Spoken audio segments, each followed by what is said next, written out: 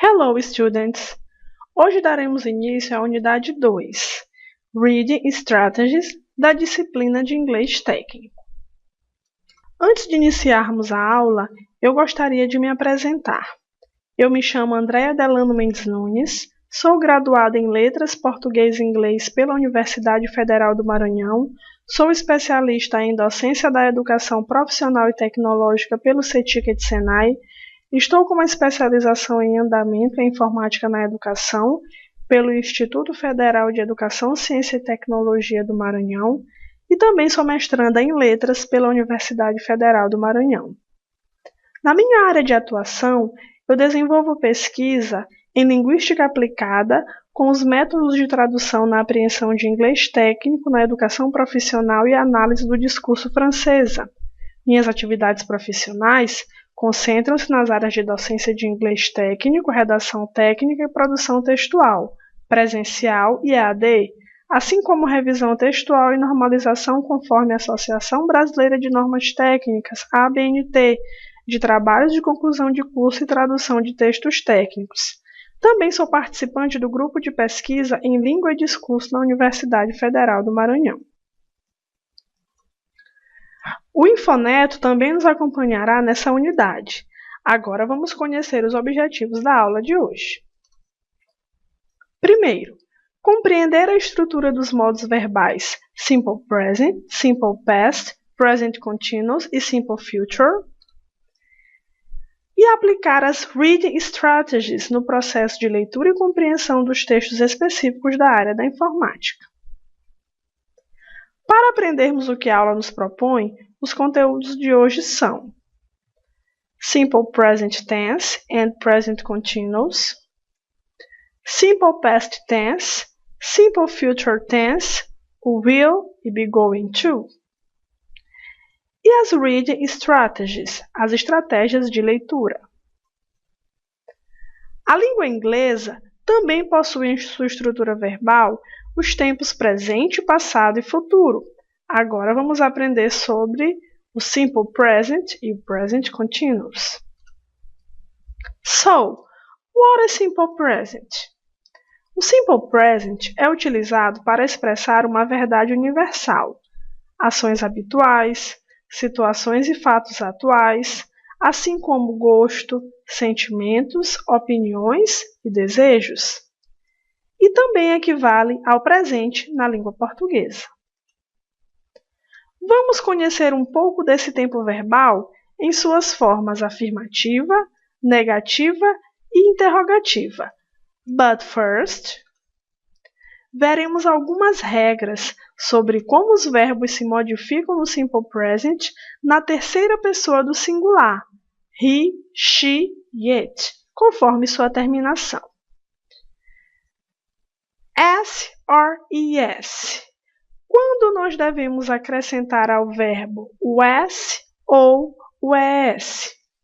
A maioria dos verbos apenas são acrescidos de s no final, mas quando os verbos são terminados em s, z, sh, ch e o, eles são acrescidos de es.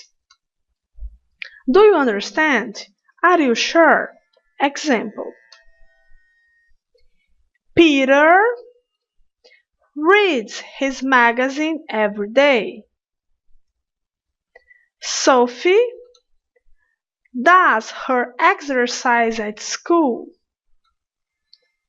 Susan learns English at home. Bernard washes his car. Charles plays guitar. Mary goes to Manaus next Friday. Mas ainda não é tudo.